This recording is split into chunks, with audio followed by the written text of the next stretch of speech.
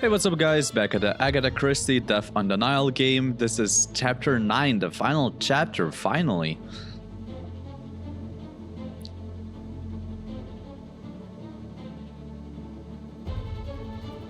Where's Rickety? He was right there. He's gone.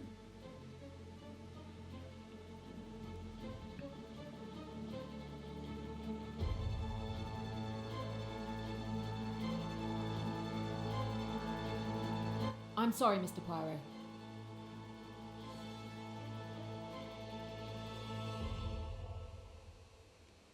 Of course. Miss Royce, good luck. What is going on? Another murder? Oui, monsieur. Another murder. And for the second time, Poirot has arrived too late. Focus, Poirot. Summarize what you know. First, Mademoiselle Bourget was slashed by a thin, extremely sharp object. Possibly a scalpel. Then we have a torn piece of currency found clutched in her hand. Next, we have a ribbon from a bundle of $10,000 notes found on the floor. Finally, there is a telegram intended for Monsieur Rickety among the victim's belongings.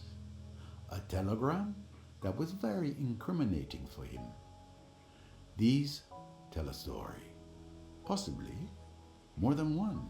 Time to put the pieces together.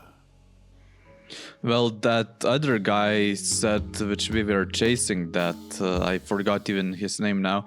He said that he wasn't the one who killed them, but I'm not sure. I think he's the one who did it. Let's inspect everything. A ribbon for bundling stacks of notes. There must have been $10,000 here at least, but the money is missing. Okay. What about her hand? A torn piece of a $100 note in her hand. And the neck? A thin weapon, very sharp, has slit the throat. Possibly a scalpel. So, it shouldn't be from that doctor, right? Oh, what's in here? This is where I found Mr. Rickety's encrypted telegram. Okay. Interesting. So that's it, I guess we're done for this area, right? Okay, I saw we made some connections. We can make some connections in the mind map. Louis Burgett had a telegram belonging to Richetti, so this one. It was compromising Richetti, yes. Well, she has accidentally received it. Oh no. And trusted? No. Be the right solution. Louis had stolen. Every Okay. question must have its answer. Why? Okay. We have this as well. What else? What can we deduce from this? A bundle sabbath near the body. She's tried. The murderer snatched a bundle of cash from Louis Burgett. We can now connect these two. The murderer snatched a bundle of cash. What can we deduce from this? Louis Burgett wanted to blackmail? No. And bundle from Guido Richetti? I'm missing something. She was involved in smuggling? Oh. Mission accomplished. She wanted to blackmail Guido? Okay. Can we assume this one?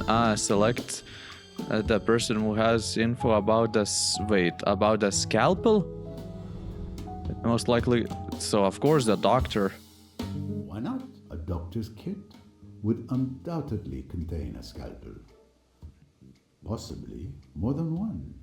And in fact, this was confirmed by Miss Royce, who searched his cabin. I'll need to question him. Who is the... Well, yeah, I do remember this myself, so well, that's quite logical.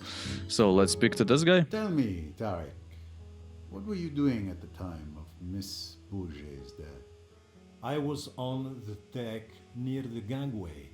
The captain had asked me to stand guard. And you didn't see anything unusual or unexpected? Not really. I saw Mr. Hayashi and Mr. Allerton leave the saloon together. Mr. Hayashi called out to me to ask if I wanted to play billiards, but I declined. After all, I was on duty, no time for games. So what about you? Mr. Hayashi, what can you tell me about Mademoiselle Bourget's there? Let me see. I spent the afternoon playing billiards with Tim. Miss Bourget was reading in a corner of the saloon. When you summoned Tim, I went out with him to find someone else to play. Miss Bourget was perfectly fine when we left her. And then? Outside, I saw the steward, Tarek, on the deck. I asked him if he could play, but he was on duty. I kind of expected that. Then I saw Mr. Riquetti on the bow. I went over and asked him if he was up for a game. We chatted for 10 minutes or so. He finally agreed to play. We went back to the saloon together and that's when we found Miss Bourget dead. Okay, so it wasn't that Mr. Riquetti. Okay. Don't be in such a rush, Poirot. Ah, This room may still contain more to uncover. okay, more to uncover. What else is there in this room? Well, I inspected that.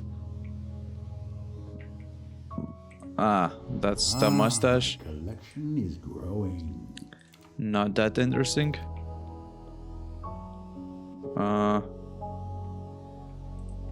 Well, I'm not sure if I can actually inspect anything else. What the heck? Or do I have to go to my mind map again and select the depth of this? Ah, okay. So what happened is that he left the saloon. She gets killed. They find her dead. Fine, as they speak. So I must have missed something. what? Goes to see Guido. Ah, okay. It should be like Really? this then. Well, they leave the saloon.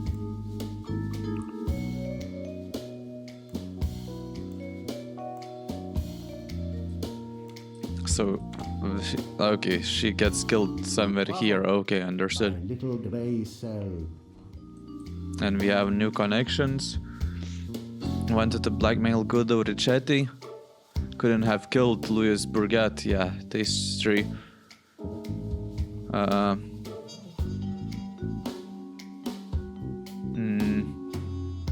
Yeah, that's what happened.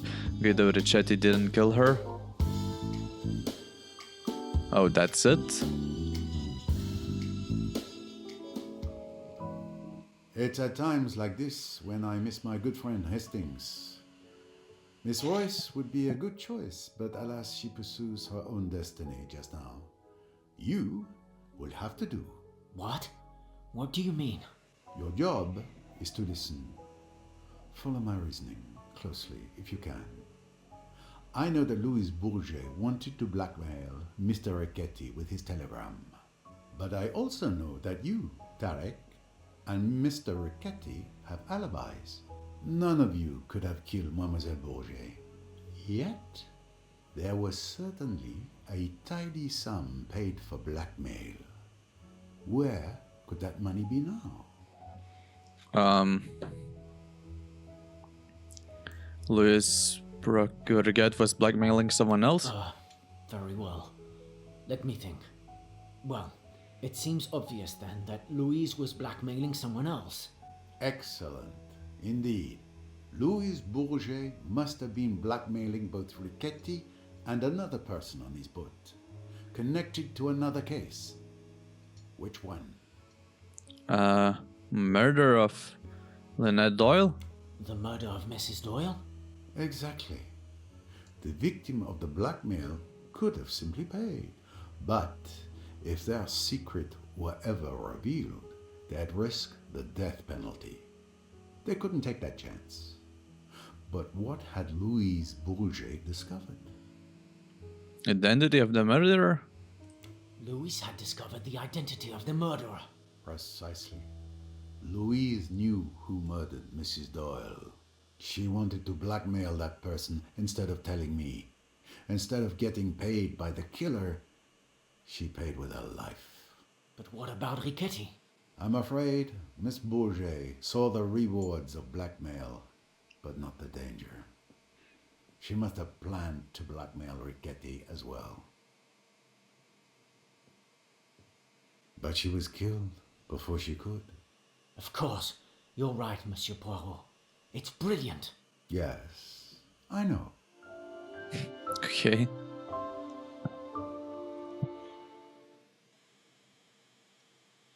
Clearly, the deaths of Mrs. Doyle and Miss Bourget are connected.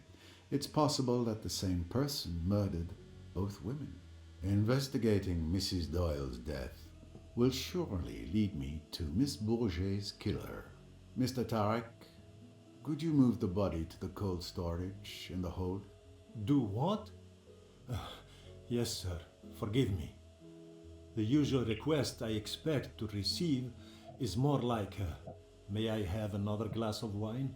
It's time for me to speak with Dr. Bessner. Indeed, interesting what he will say.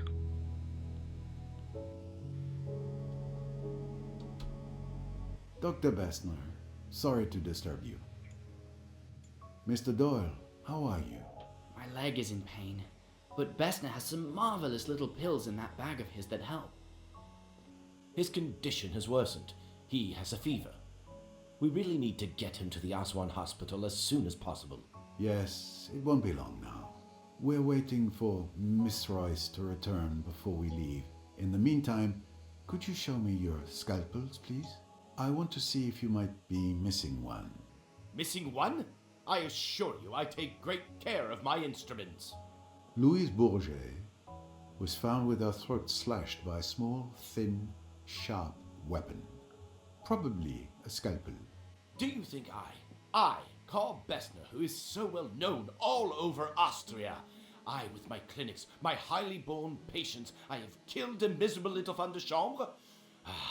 But it is ridiculous, absurd what you say. None of my knives are missing, not one, I tell you. They're all here, correct in their places. You can see for yourself.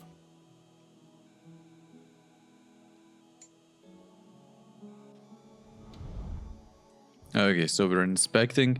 He shouldn't have been so, Unusual in a doctor's bag. I don't know, approved that all of his scalpels will be here. Is a Well, necessary certain, not tool approved, for a but... doctor. Nothing unusual about it. Okay, and this one, the scalpel collection, and one is missing. As expected, a scalpel is missing. Dr. Bessner, you are missing a scalpel. Was?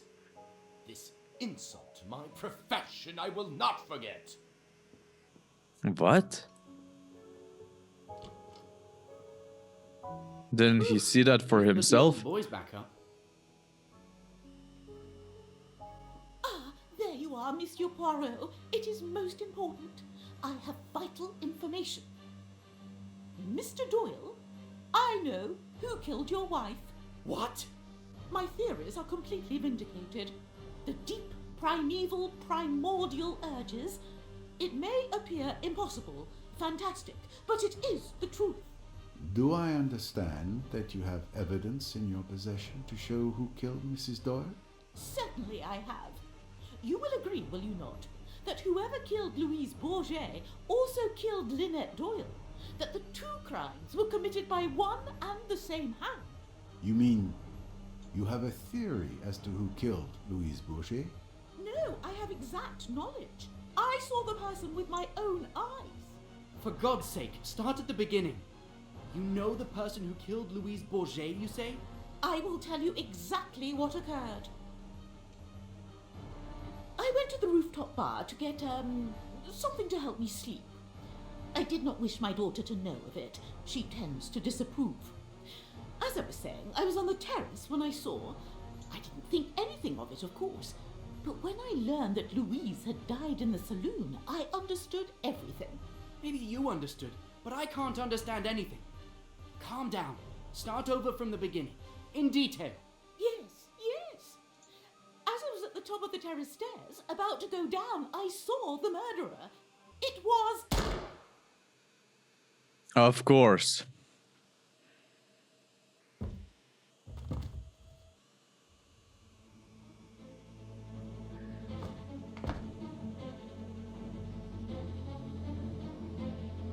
What? There's no timer? Or is there? I don't know, I'm lost. Good heavens, Poirot. What's going on? Did you see anyone run past just now? No. Don't move from here.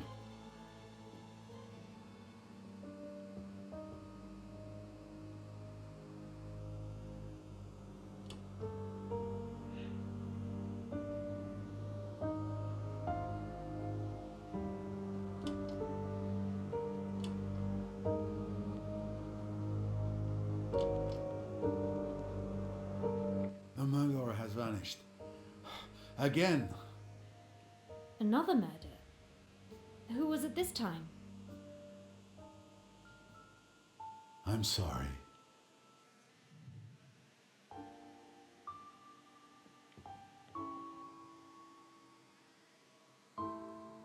My God. Mother!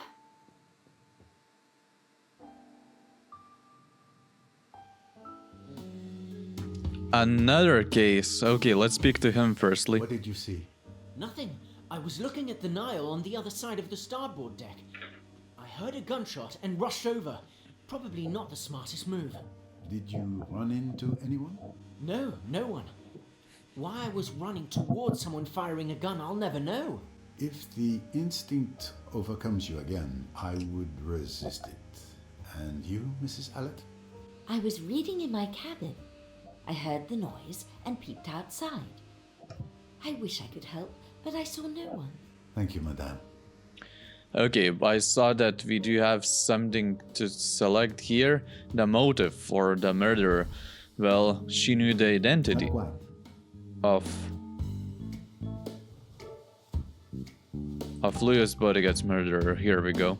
She was about to reveal who she saw enter the saloon to kill Louise. It's certainly the same person who silenced her before she could speak. Who else could have succeeded? Oh, that's it for now. Okay, I guess so. So we're speaking with them. Did you see anything? No. I was in your cabin with Rosalie, as you had requested. We were talking when we heard the gunshot. Rosalie went white as a ghost and rushed outside. I followed her. I heard the shot, shouting, and went out. But I didn't see anyone either. It's horrible. Poor Rosalie. Yes, this cruise feels less upon the Nile and more upon the river Styx. So yeah, they were in the cabin. Oh, that's a murder weapon. Okay. The barrel is still warm. It's definitely the murder weapon. I've seen this pistol somewhere before. I did. I just don't remember now exactly where. Memories of the murder weapon. Was it this location? Yeah, it was. Is it Miss the Royce Jackie's? told me Ah, she saw this pistol in Mr. Pennington's cabin. I'll need to question him once I'm done here. He should still be in the lounge. Who else? Pennington. Okay. What are we linking this? Ah, that she was murdered by this.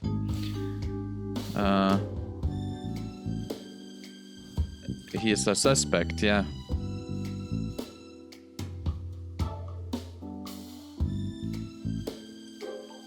Okay. That's it for now. Let's question all of the remaining guys, I guess. Miss Otterborn, I share your sorrow. I will need to examine the crime scene. Perhaps some fresh air would do you good.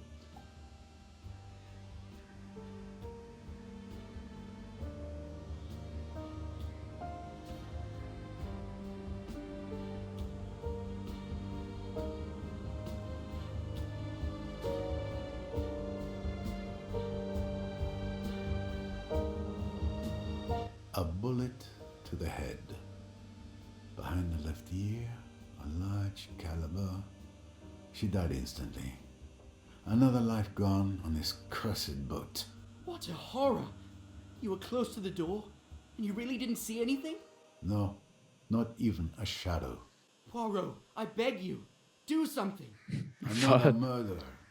The killer laughs at Poirot. It is a nightmare.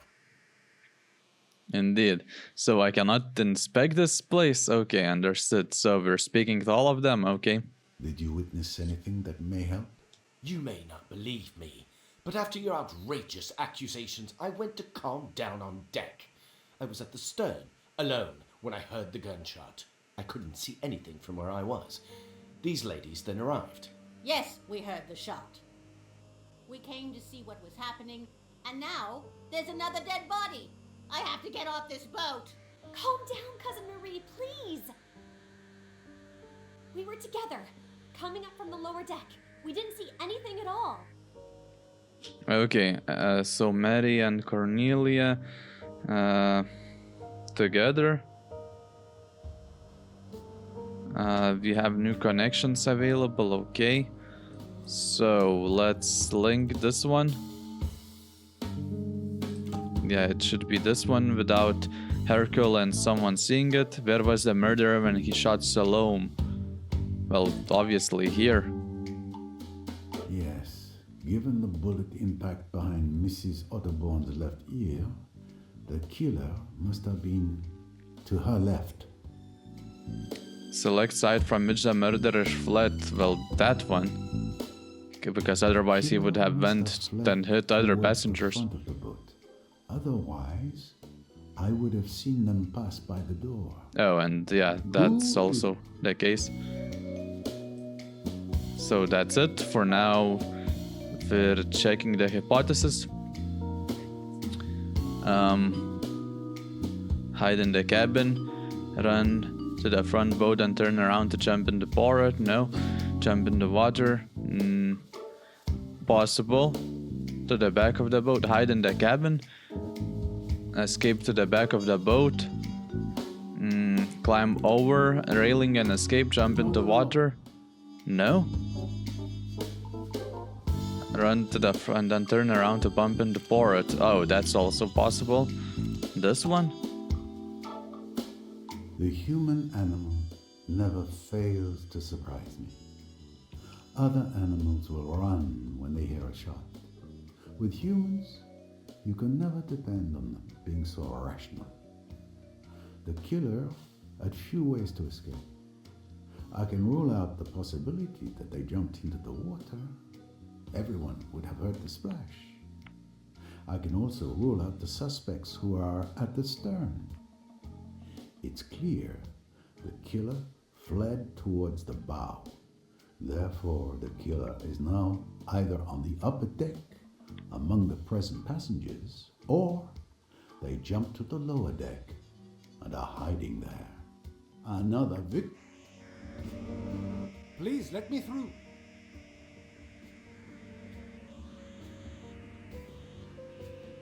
I was informed of what happened. It's terrible. My sincere condolences, miss. Thank you, Captain. This situation is completely beyond me. What can I do to help, Mr. Poirot? We need to place Mrs. Otterborn's body in the cold storage with the others. But most importantly, we must ensure the safety of the other passengers. I'll see to Mrs. Otterborn immediately. Tarek, Samir, come help me.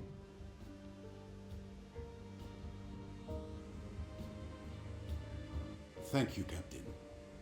Then please stay on the alert. Don't you worry.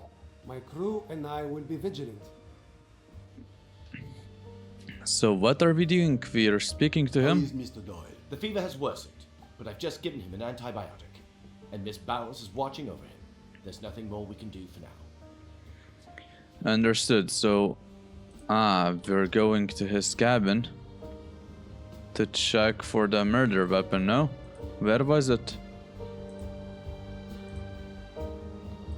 I don't know. Why did we come into here then, if I cannot inspect anything?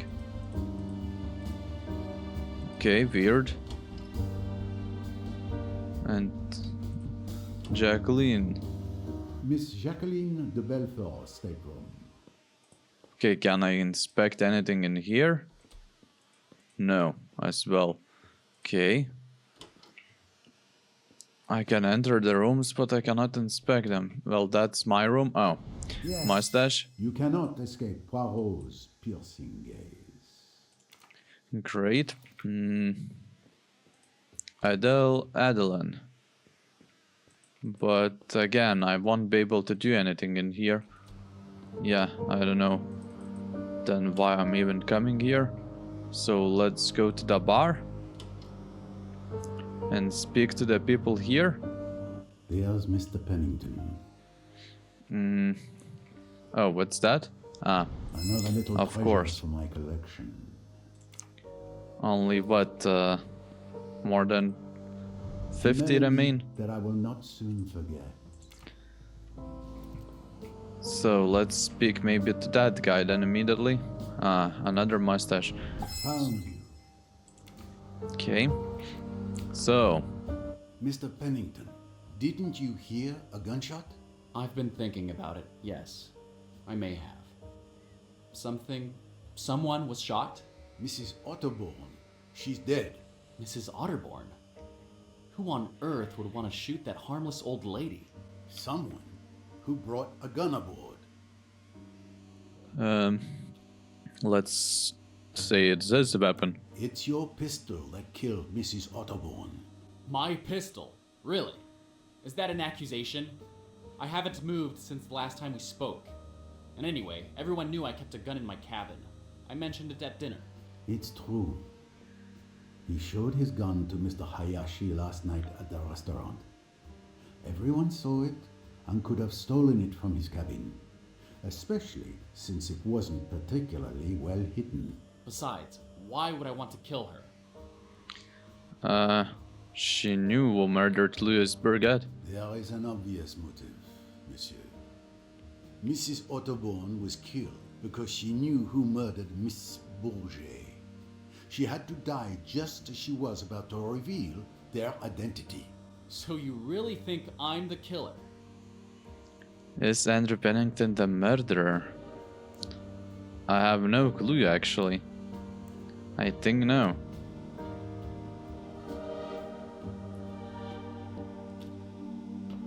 I admit, it would be a pleasure to solve this mystery by accusing you.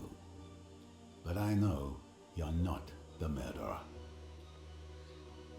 Why couldn't he have killed Richard Ferguson? Who's that? Testimony of Carl Bessner? Ferguson? Maybe? Mr. Ferguson was at the end Yeah, of the because day, he didn't near the see lounge. anyone. Either he saw no one or he's lying. And then he's our murderer, which logically means it's not you. And if he's telling the truth, it proves you didn't leave the lounge. Either way, his testimony clears you. At last, some sanity. Since you're not the police, would you kindly let me have my pistol back? I suggest you take better care of it. And do not be so very pleased with yourself, monsieur. You and I are not done yet.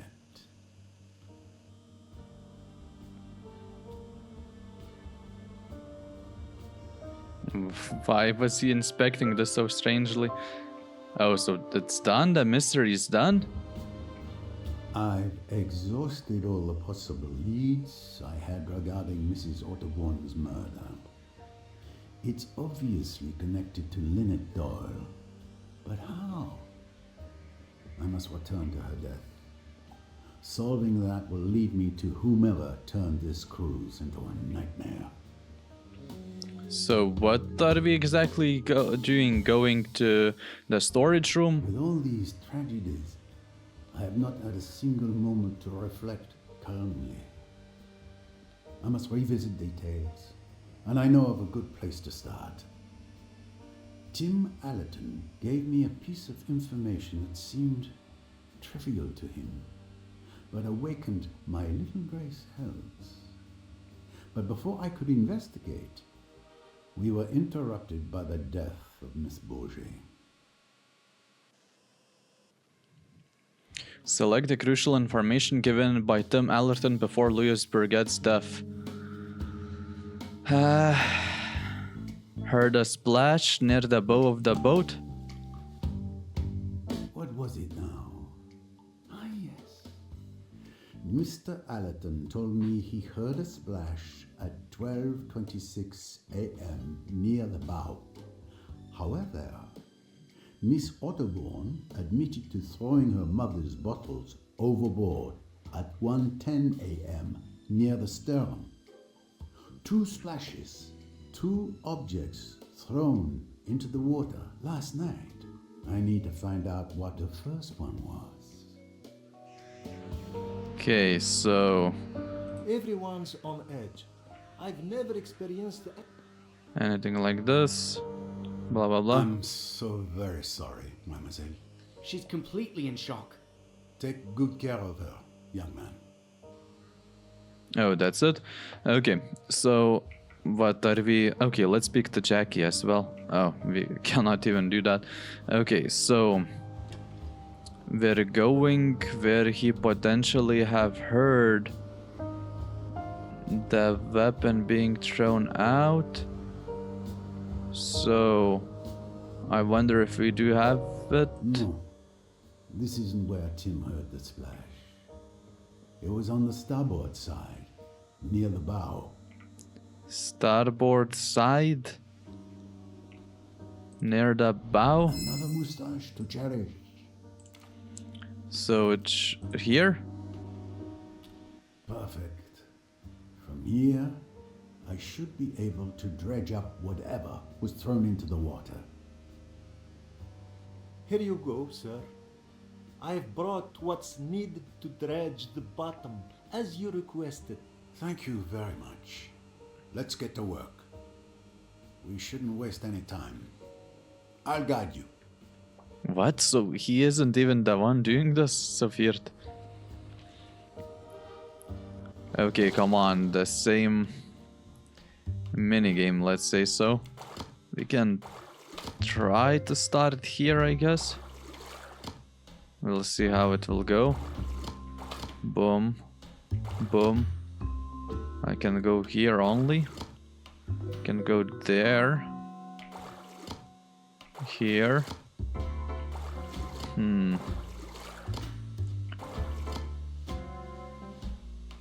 Here. Here, here, here, here. Good. Just now the question is, how do I reach that area? Through here. Great. Wonderful. A successful catch indeed. Let's see what treasures you found for us. Not interesting. He must have been down there for years. Not necessarily, I guess. A boot. Nice A one. worn shoe, falling to pieces. It serves some foot well. Well, you don't know that. A Morse code bracelet. What an odd place to find such a thing. Okay. A plastic bottle, thoughtfully tossed overboard by a tourist, no doubt. And what's this? These colors. It has a hole with burn marks on the edges. This handkerchief is quite ordinary, not expensive. It's stained red. Blood? No. After a night at the bottom of the Nile, the color should have faded.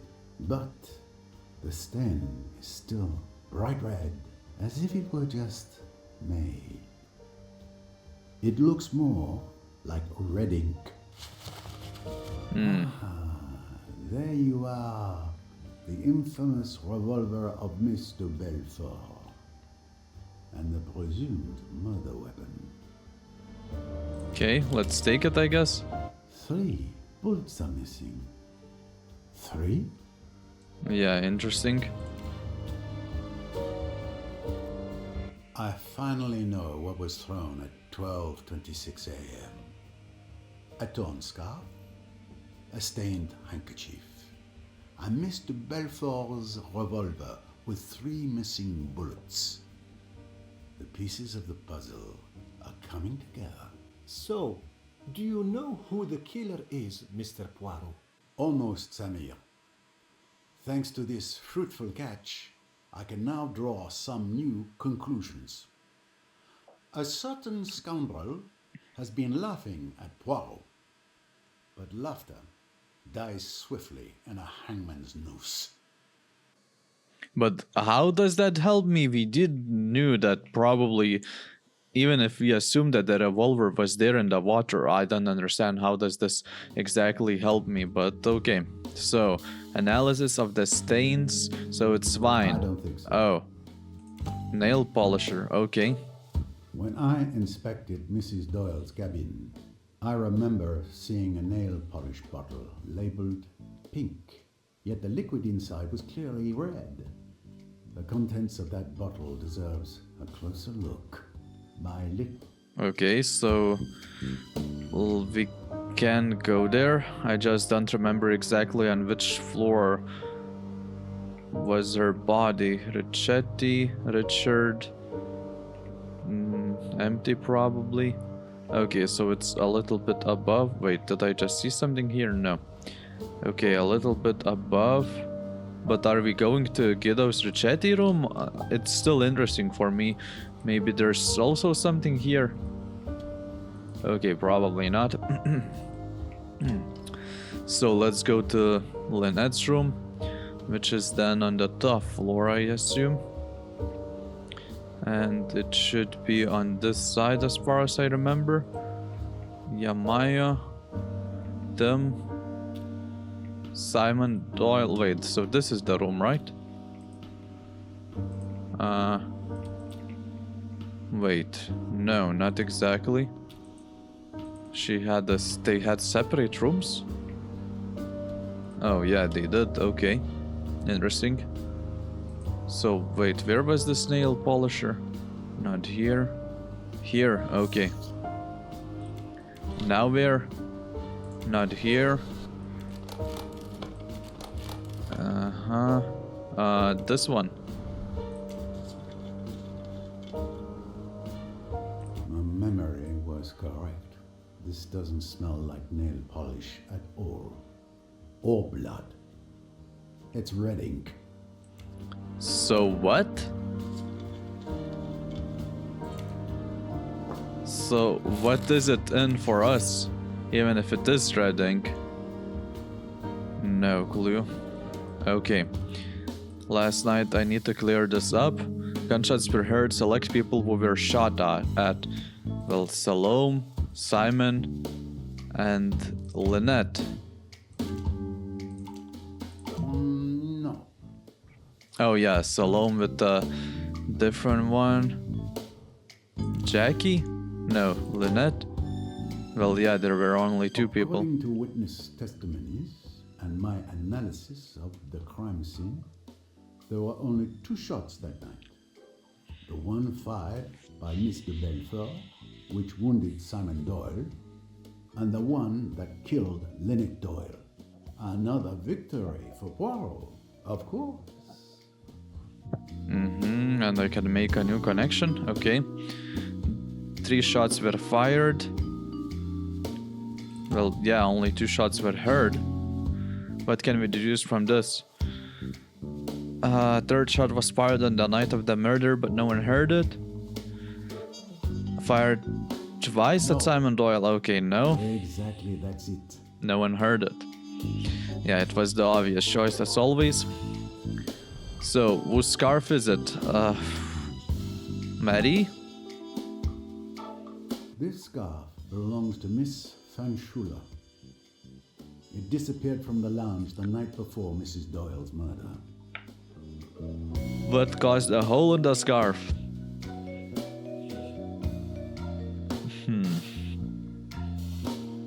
By blade? A very close range shot went through the scarf. Given the size of the hole and the burn marks around it, it is clear someone fired a small caliber bullet at this scarf. As a silencer? Close range. Precisely. It. So what? Yes, this one. That's why no one heard the shot. Scarf was used to muffle the sound of the gunshot, yes? Et voila. I now have all the facts I need to reconstruct the events of the night Linnet Doyle was murdered. Okay, so let's do that. So, And with the help of my little glycels, I will solve the murder of Mrs. Doyle. okay, facts. When all of this cries and kicks, fires a shot, presses a handkerchief on his leg. Was never left alone. Cornelia Ramson went to fetch Yamayo Hayashi. And screams, so it's probably her.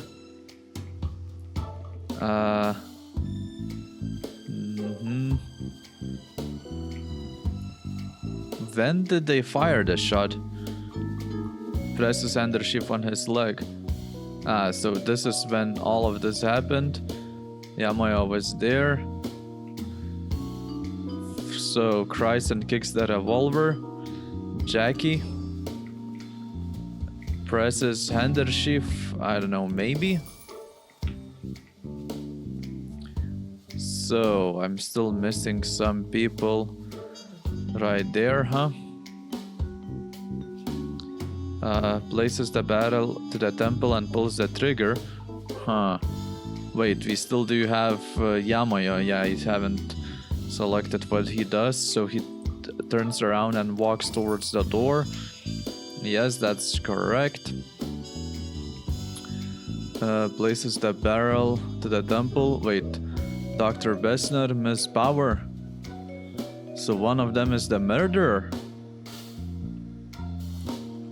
I think it's the Elizabeth Bauer. Okay, no. Then it's Carl. Okay. So that means Bauer was sleeping.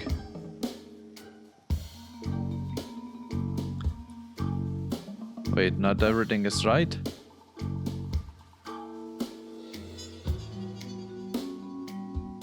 Louis Burgett. But something is missing. Oh, yeah, it's not necessarily this thing. It could be that he was sleeping as well. Yeah, here we go. Okay, so now it's 12:22. So let's firstly, I don't know, go here and do the stuff that happened here.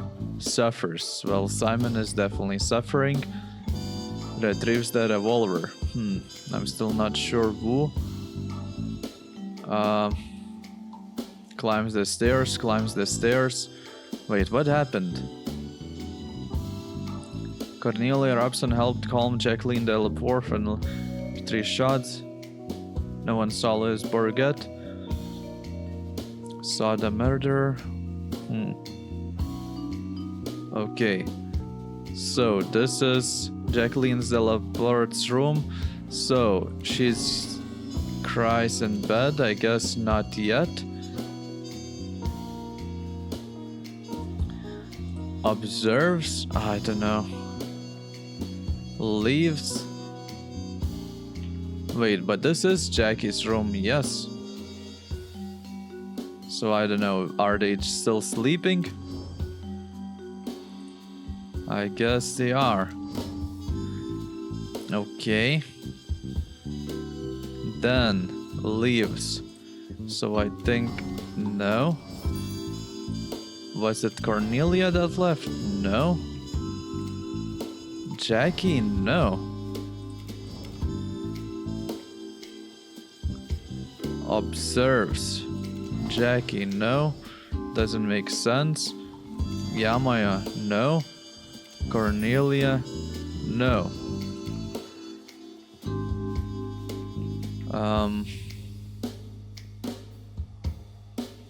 I'm just missing a couple of things. Retrieves the revolver. Amasha? Cornelia? Louis Burgett? No, because Simon is there. Well, she definitely didn't do it as well. So he suffers. Someone who climbs the stairs. Cornelia? But where does she go? Retrieves the revolver. For some reason, I think it's Yamayo.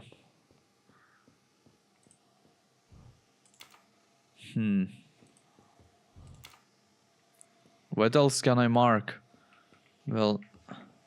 What? I'm stuck? Great. I don't know. Louis Brigade, but then, yeah, someone did see her. What happened exactly? Cornelia Robson woke up? No.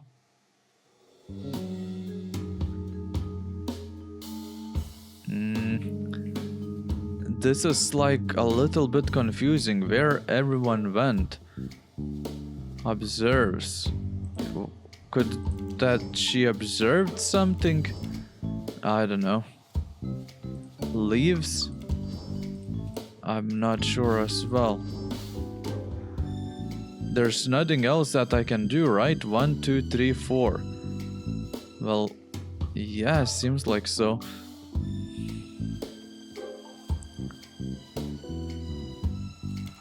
It's Jacqueline's room. So she could have observed something? I'm not sure what exactly.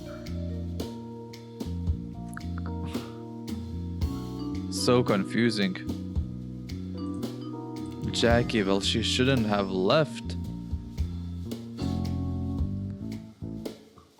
What the heck is this?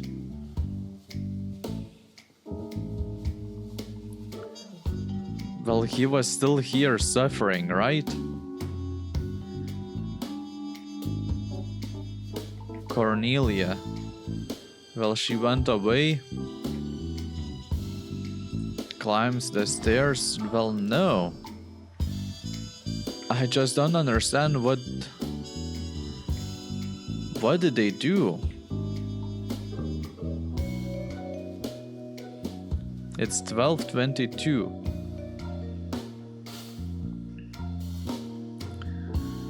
Yamayo Hayashi was never alone. Well, yeah, he's probably the one retrieving the revolver. Went to fetch Yamayo Hayashi.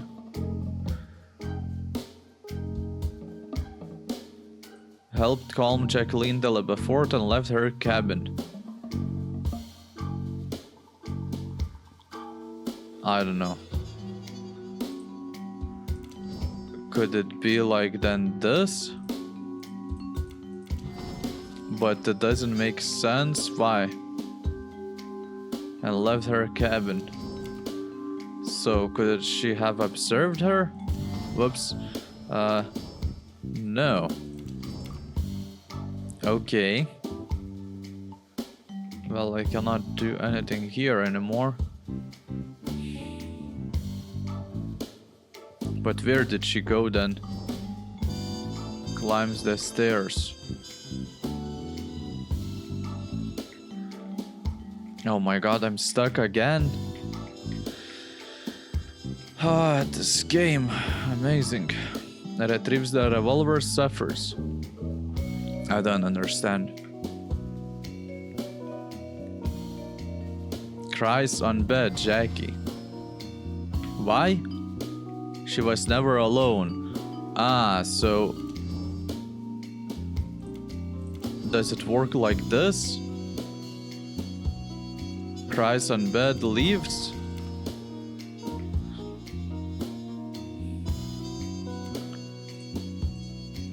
No. But why does this one not work? Observe.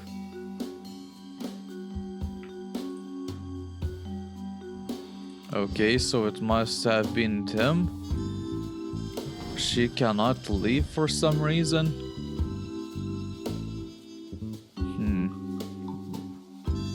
Was she the one who retrieved the revolver? She climbing the stairs doesn't work here. What about here? doesn't work as well.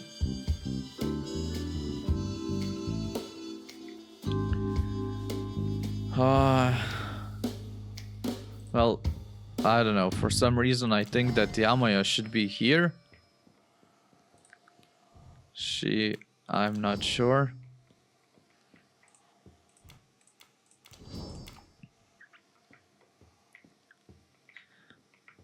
Okay, should we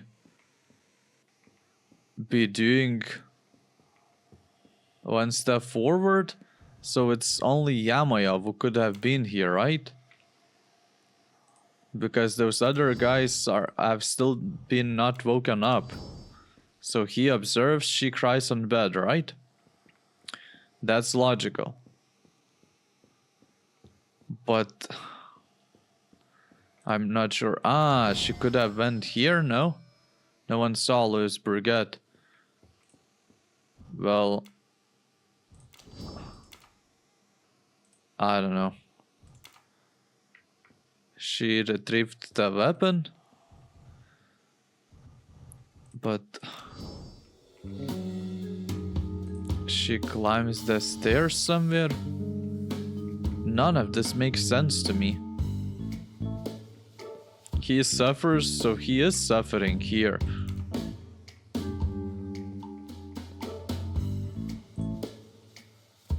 Wait, we can do hints?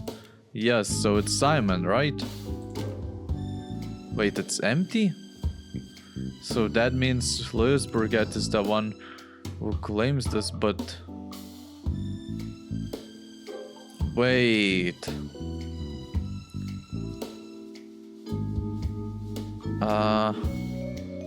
Where's Simon's room? Wait, but he went not to Simon's room. I don't know, I'm lost.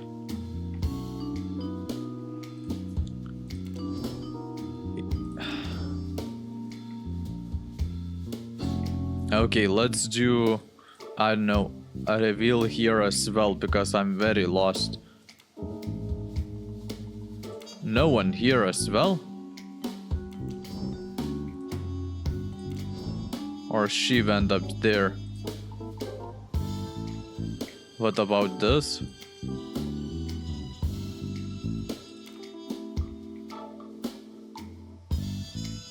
Very confusing. Because Cornelia woke up Elizabeth Bowers. Well, I guess. Leaves, well, he wasn't even able to walk.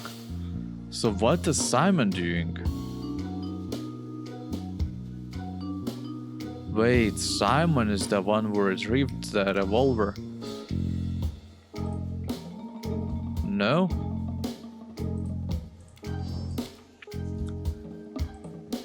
What about this area? Reveal a hint, yes. So she was the one who climbed the stairs. What about this? Yes. Yes. It's empty. But it doesn't allow me. Oh, the characters are in the right place. But what? Why does it say that I did something wrong then?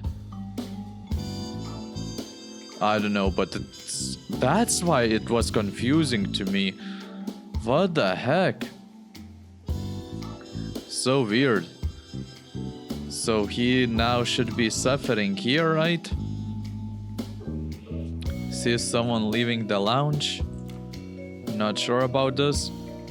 Louis Burgett saw the murderer. So she probably saw this. Runs. Not sure at this stage. So, cries on bed. Jackie is still here, probably. She was never alone, so... Yamaya? Because... Speaks while holding the door, speaks. So, Cornelia woke up Elizabeth Bowers. So... She's here. Bowers is here. Good. Bessner is still sleeping, right? Yeah, probably.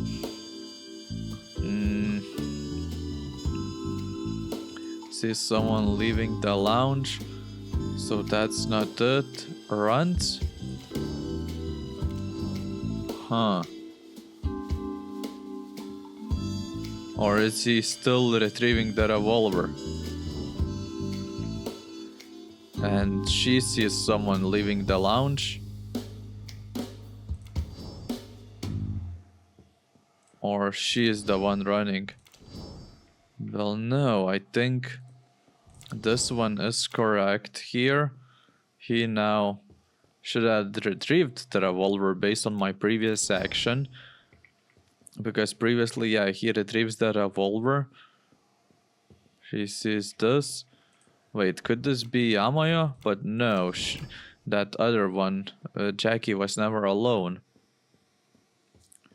Yeah, he observes. No one saw, was never left alone. Well, everything does kind of make sense. He should still be sleeping. Or at least that's my assumption. Runs? I doubt it. Well, I don't know. Let's use the hints here to see. I think this should be just empty, right? Wait, he runs?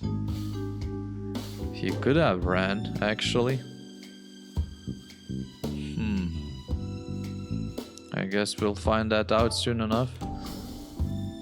Oh, wow. Okay, that's exactly what happened, huh? So, places the barrel on the temple was shown at 12:26. Okay, so throws the revolver. What's happening? Near the bow. Ah, okay. So not here.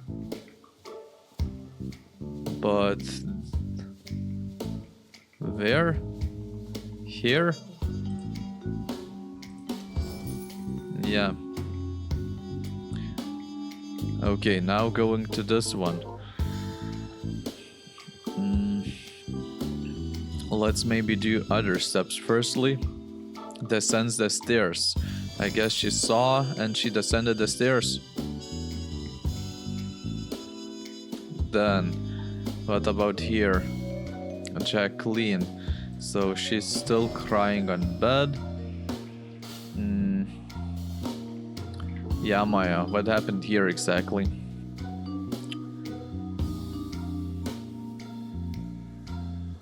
Jacqueline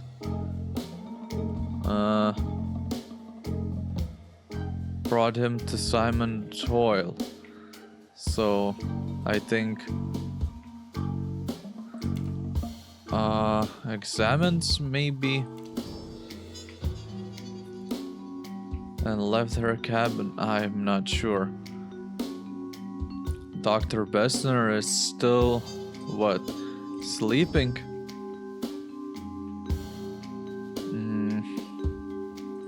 Yamaya leaves.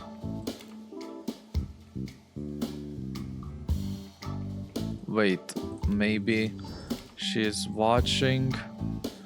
She's examining. Something like that, and Simon does this. Good. Then dies? No. I guess 12:25. He kinda shoots himself in the knee with a scarf. I think that might be what exactly did happen. So he faked everything. Okay, that's possible. So it cries, observes, still watches, and Yamoya speaks with Bessner. Then leaves the cabin and walks towards the bow. Cries on bed, yes. She still observes, yes. Leaves and walks towards the bow. So it should be her then. What else? Walks. It should be him and him. Or is it the other way around? I think it should be like this, right? Yeah. Here we go.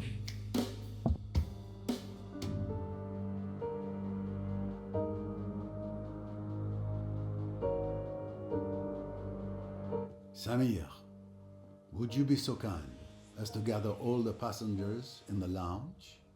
As quick as you can. Everyone? Even Mr. Doyle? In his condition? Yes. It is absolutely crucial that all the passengers are present. I'm counting on you. Right away, Mr. Poirot.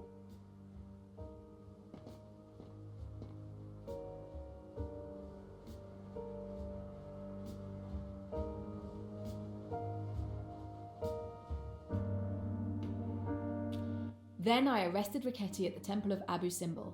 He was injured, so I left him with the local police to get medical care. I see. Enough about me. What about you?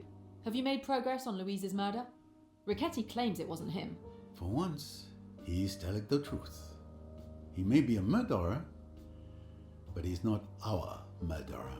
The best proof is that there was another murder on the boat during your absence. Mrs. Otterborn is dead. Oh no, that poor lady. Who did it? I was just about to answer that question. Everyone should be gathered in the lounge. If you wouldn't mind heading there, I'll join you shortly. All right, I'll go ahead. So, what are we? Oh no, we're going to the lounge, right? Wait, this is not the lounge. So it's above. Okay, yeah, let's go there. Or do I have to do anything else? No. Maybe not. Let's just go inside.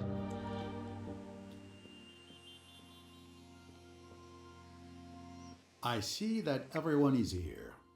Even Mr. Doyle. I hope you have a good reason for moving Mr. Doyle. He is in very bad shape, as I've mentioned more than once, mein Herr. I'll be fine. I want to hear what Mr. Poirot has discovered about Linnet's murder. Thank you, monsieur. Now then, when we first began our investigation, we had two hypotheses. The first was that the murder was not premeditated. The killer witnesses the scene between Miss de Belfort and Mr. Doyle, waits for everyone to leave the lounge, grabs the revolver that was under the chair, and shoots Linnet Doyle. The second hypothesis was that the murder had been meticulously premeditated. Correct, Miss Royce? Correct. Very quickly we were able to eliminate one of these two hypotheses. Was the crime premeditated? Well, I still think it. No, it probably This wasn't. hypothesis doesn't hold up, and for several reasons. Okay, it was. The murder was very carefully planned and accurately timed, with all the details meticulously worked out beforehand.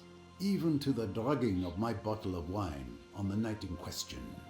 Let us explore the elements that support this hypothesis.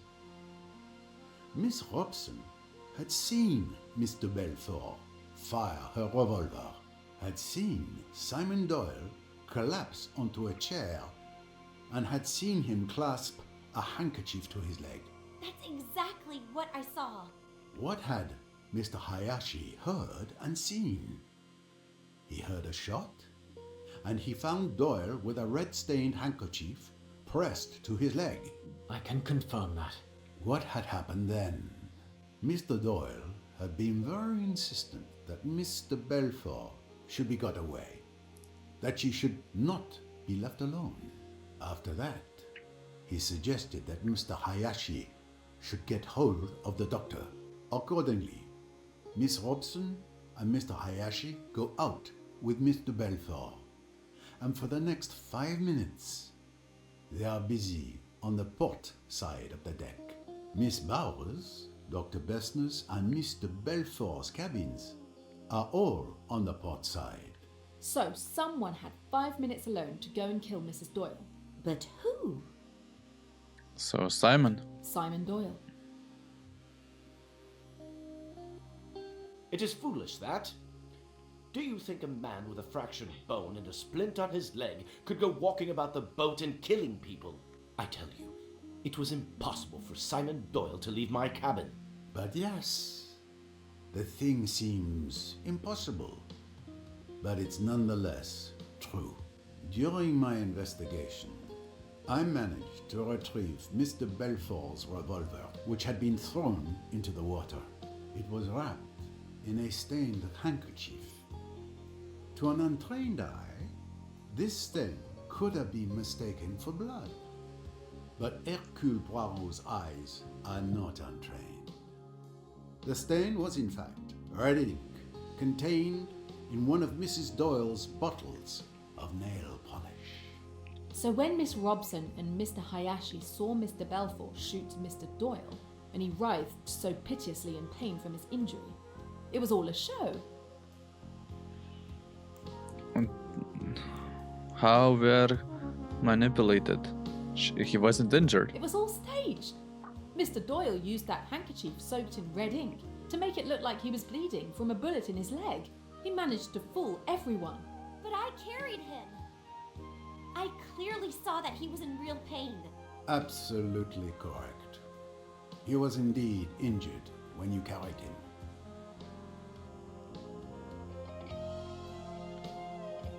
But you just said that...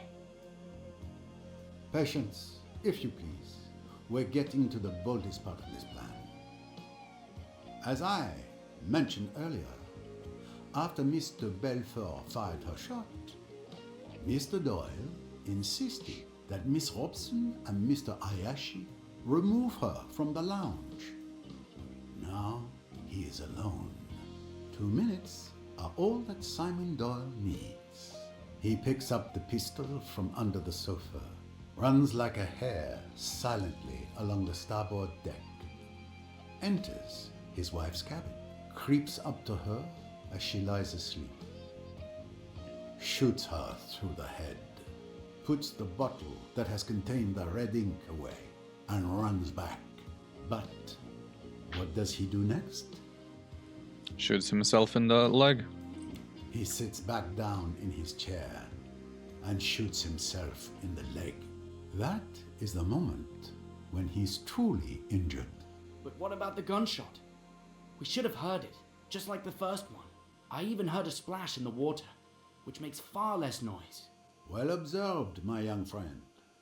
Mr. Doyle used an object to muffle the sound of the gunshot. Maybe one Schuller scarf. Remember, on the night of the murder, Miss Van Schuller had lost her scarf. In fact, it was Simon Doyle who stole it and hid it under a cushion, setting the stage for his crime. Scoundrel! How dare you involve me in your nasty schemes? We fished the scarf, the handkerchief, and Mr. Belfort's revolver from the Nile. As you can see, the scarf has a hole ringed with powder burns, caused by a bullet fired at close range.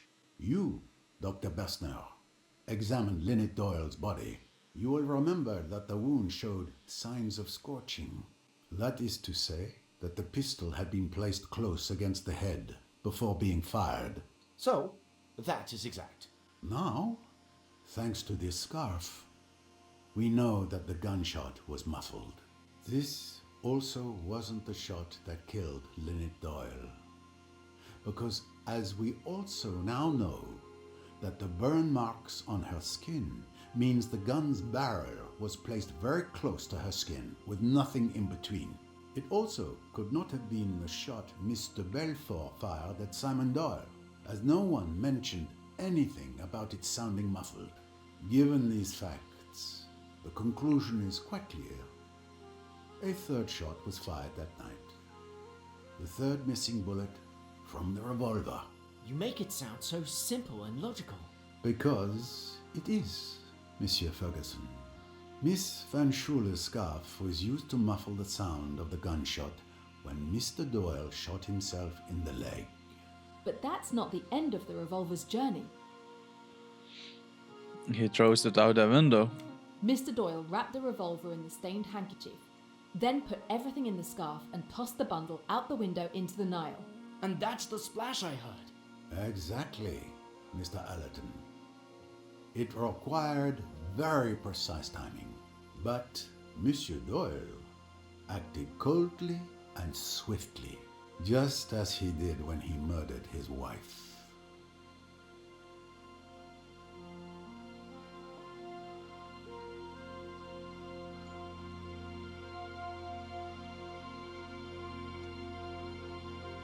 You certainly live up to your reputation, Mr. Poirot. Your theories are quite spectacular, but something is bothering me. If I am the villainous murderer who killed his wife, how do you explain the murders of Louise and Mrs. Otterbourne? What fantasies have you cooked up to explain how I could have managed those? And why? According to your theory, I was well and truly injured and bedridden in the care of Dr. Bessner all day. In fact, you're my alibi. I was even in the same room as you when poor Mrs. Otterbourne was killed. You're absolutely right, Mr. Doyle. I hope you didn't think I was done. Let us move on to the murders of those unfortunate women. Whoops, didn't want to do that. Is Simon Doyle connected to the two other murders? Well, I think he is. You couldn't have killed Miss Bourget and Mrs. Otterbourne, Mr. Doyle. But you're not entirely innocent of their deaths either. Remember when Louise came to testify? When I asked her if she had seen anything the previous night, she gave this curious answer. Naturally, if I had been unable to sleep, if I had mounted the stairs, then perhaps I might have seen this assassin, this monster, enter or leave Madame's cabin. Now, what exactly did that tell us? Wanted to blackmail. Miss Bourget lied when she said she saw nothing. She had indeed seen the murderer, Mr. Doyle, enter Linnet's cabin. But instead of coming to me, she preferred to profit from her knowledge. She tried to blackmail Mr. Doyle. She sent her carefully worded message, and he responded, "You'll be quite all right. I'll look after you." Secret codes now? Really? Ridiculous. And you're still not answering my question. How could I have killed Louise in the saloon when I could barely walk? Accomplice.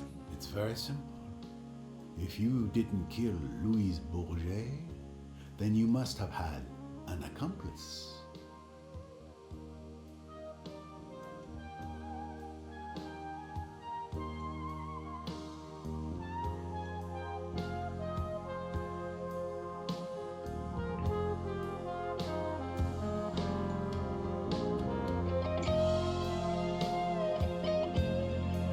An accomplice?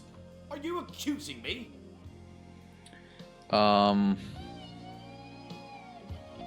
I can't even select. Oh, I can. I don't know. I'm lost. Jackie?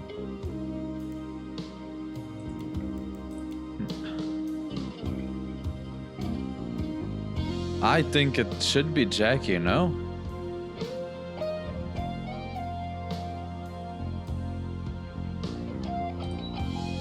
Yes? This accomplice can be none other than Jacqueline de Belfort.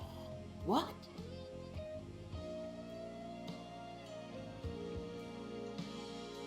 I beg your pardon? You're insane. As I say, it was a very cleverly planned and well thought out piece of work. It could not be chance that Simon Doyle had a bottle of red ink in his pocket. No, it must be design. It was not chance that he had a plain, unmarked handkerchief with him. It was not chance that Jacqueline de Belfort's foot kicked the pistol under the settee, where it would be out of sight and unremembered until later. So you truly believe that Miss de Belfort and Mr. Doyle are accomplices? Certainly, the two halves of the murderer. What gave Simon his alibi?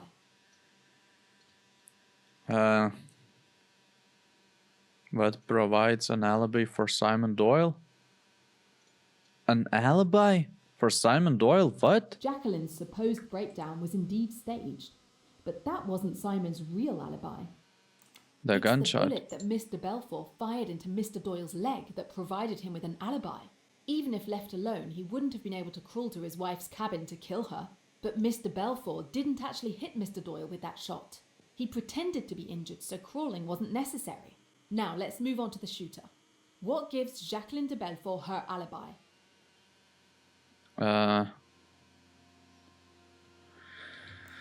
She be properly watched over? Mr. Doyle was insistent that Mr. Belfort was never to be left alone from the moment of the gunshot until this morning. That gave her a rock-solid alibi for the murder of Mrs. Doyle. There, between the two of them, you get all the qualities you require.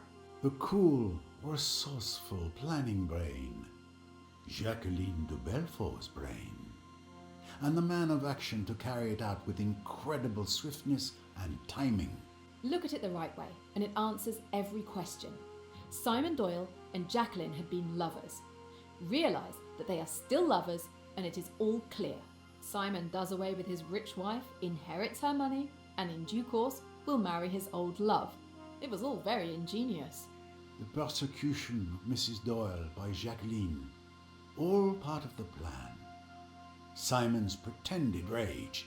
Then one night, on this boat, I thought I heard Simon and Linnet outside my cabin.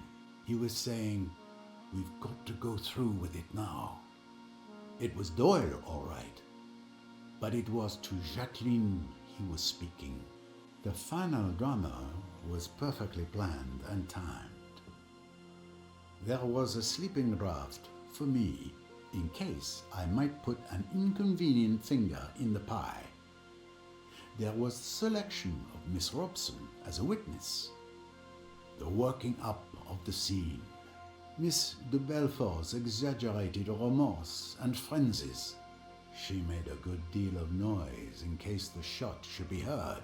In truth, it was an extraordinarily clever idea. Jacqueline says she shot Doyle. Miss Robson says so. Mr. Hayashi says so. And when Simon's leg is examined, he has indeed been shot.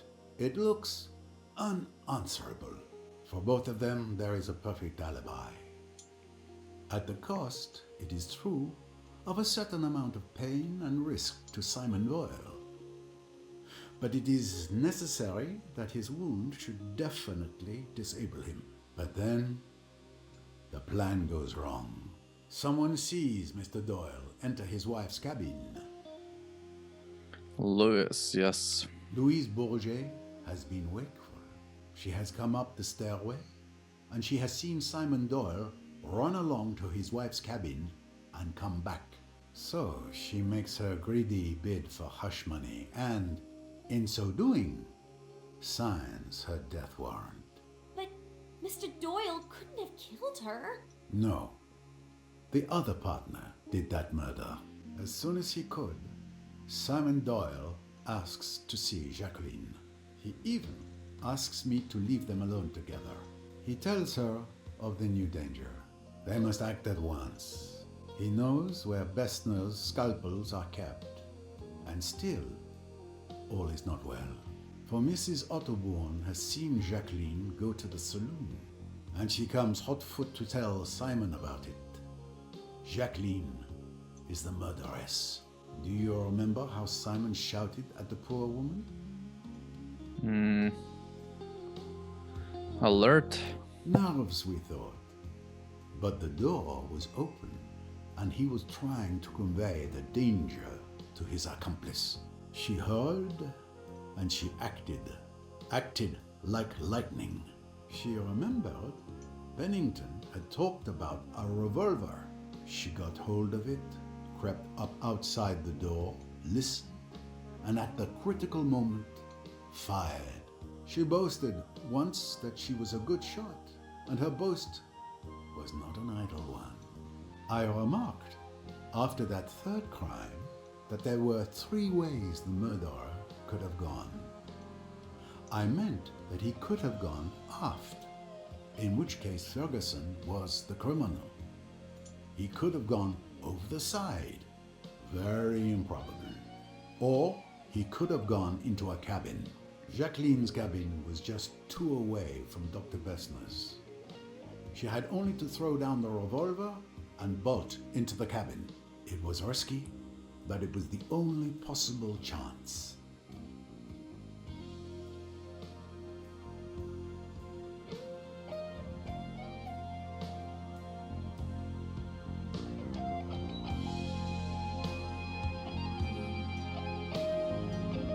So you killed my mother, you filthy witch!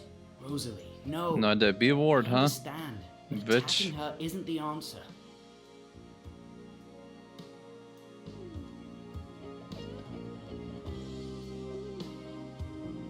Come on. How can you listen to the ramblings of this old fool? His entire grand theory is based on the fancies he's made up out of whole cloth, without a shred of evidence. You might hope it is so, young man. You insist more proof is needed? You hope Poirot is a doddering old fool? Then by all means, let's allow someone else to dodder some. Miss Royce, if you would.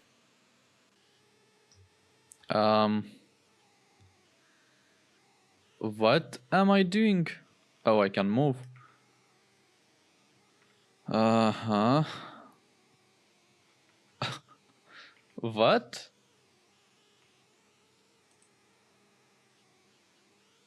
No, I must have missed something.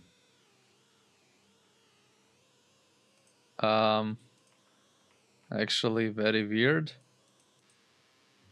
With pleasure. Ah, the gunshot. The irrefutable proof is tiny, but look here. You can see that the wood is damaged, and the bullet that caused it is still lodged in the hole. I'm sure forensics will prove that it's a .22 caliber cartridge fired from the murder weapon. This is the bullet Mr. Belfour shot at Simon Doyle.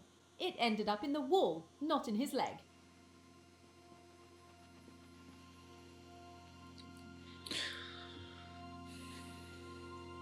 Okay, I was skeptical for all of this because I was like, so where is the bullet wound then? But the bullet, so okay, they finally do show it. You. Damn you both. Our plan was perfect. It took 2 meddling detectives to work it out. Jackie and I were going to be rich and happy. We deserved it. And we derive the penalty for our failure. Simon, darling, let me speak. You were too clever for us, Mr. Poirot. That night, at Aswan, you told me not to open my heart to evil. Did you realize then what was in my mind? I only knew that what I said was true. It was true I could have stopped then, you know. I nearly did. I could have told Simon that I wouldn't go on with it. But then perhaps... Would you like to hear about it? From the beginning? If you care to tell me, mademoiselle. It was all very simple, really. You see, Simon and I loved each other. And for you, love would have been enough.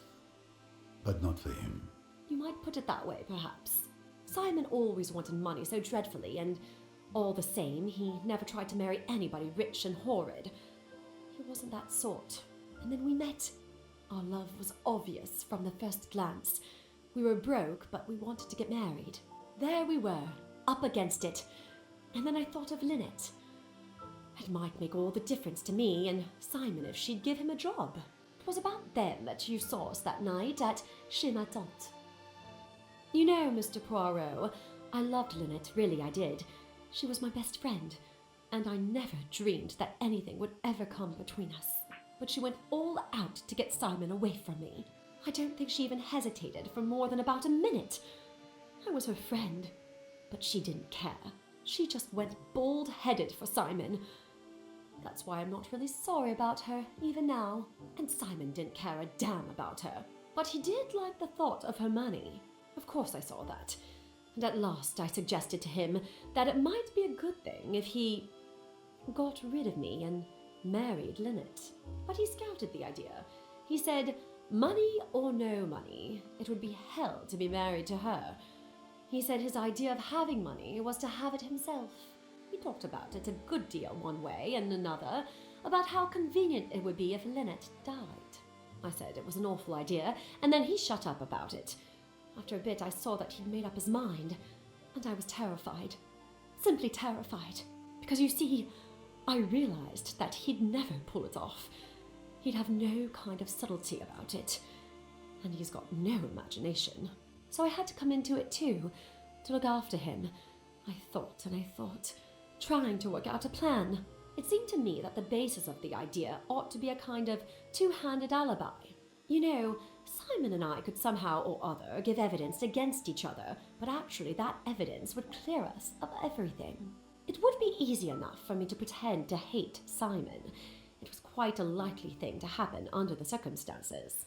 Then, if Linnet was killed, I should probably be suspected. So it would be better if I was suspected right away. We worked out details little by little. Even then, Simon went and wrote a J in blood, which was a silly, melodramatic thing to do. It's just the sort of thing he would think of. But it all went off fine. And then there was Louise. Yes. It was not your fault that Louise Bourget could not sleep that night. That miserable Frenchwoman tried to blackmail us. I pretended to grovel. I took her all the money we could get hold of. And then, when she was counting the money, I did it. It was quite easy.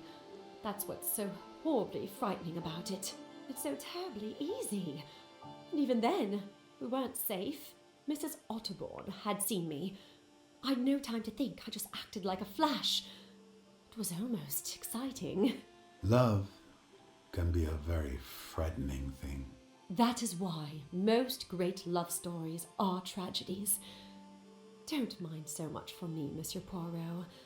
After all, I've always lived hard, you know. Jackie, I ruined everything. I'm sorry for it all, my love. If I had known all this before, It's all right, Simon. A fool's game, and we've lost. That's all. Look out! She took my gun! Adieu, mon amour.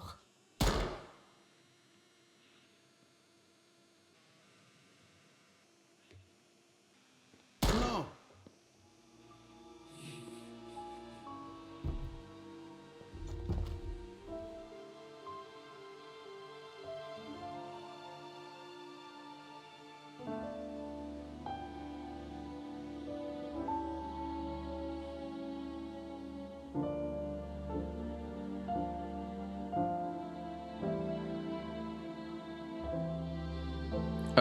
Okay, well, I didn't expect such ending, but okay, we got what we got, I guess. So yeah, then I guess this will be it for this episode. So thank you for watching and see you next time, because as I can see, it still continues. So yeah.